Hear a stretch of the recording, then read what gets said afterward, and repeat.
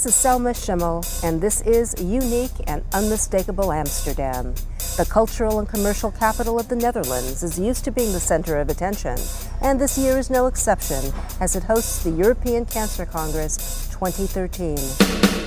This is a multidisciplinary cancer congress sponsored by ECHO, the European Cancer Organization, ESMO, the European Society for Medical Oncology, and ESTRO, the European Society for Therapeutic Radiology and Oncology. Bringing together the most imaginative and innovative minds and researchers from across the continent and around the world to engage global stakeholders, coordinate a unified oncology community, and speak with one voice. Vital Options, Advocacy in Action is here to do the same, bringing together influential leaders of the cancer advocacy community for a three-part advocate forum. This is our fourth European Advocacy in Action, and we are so proud to be in Amsterdam, grateful to be partnering with ESMO and ECHO, and honored to bring it to you.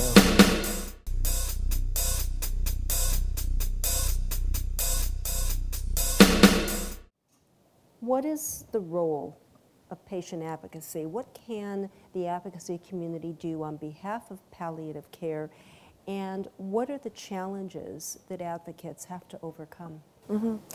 When you sent me the email to invite me onto this panel, I consulted my patient support working group, which I coordinate within ECL. And between them, they identified three key areas for palliative care, which mainly address the policy level of getting government commitment to providing the right kind of pathways that Dr. Cherney was talking about. I think also when we're talking about the advocacy community, it's important to differentiate between people who are focused at national level and people who work at international, or in our case for EU level, because the competencies and the area, the priorities are quite different, so I'll address those a little bit as well.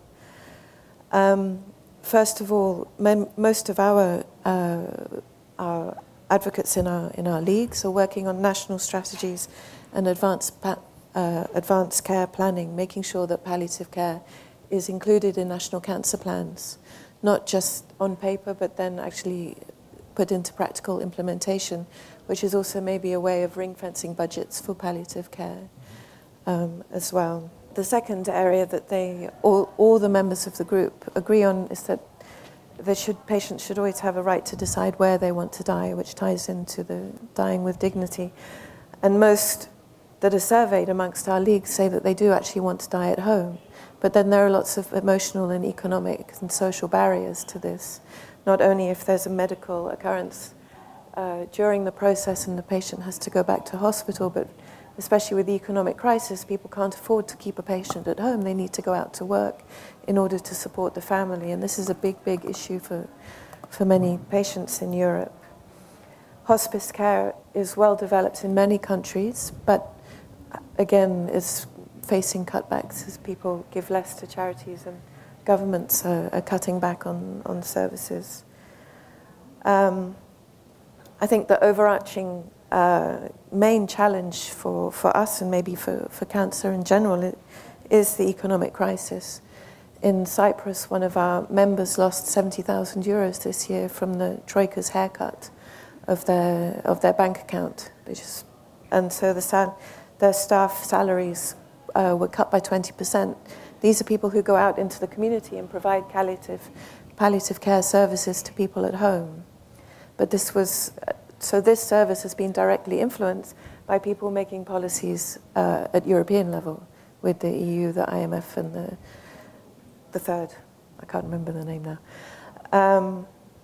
So this is a major challenge for us who want to raise awareness at the EU level.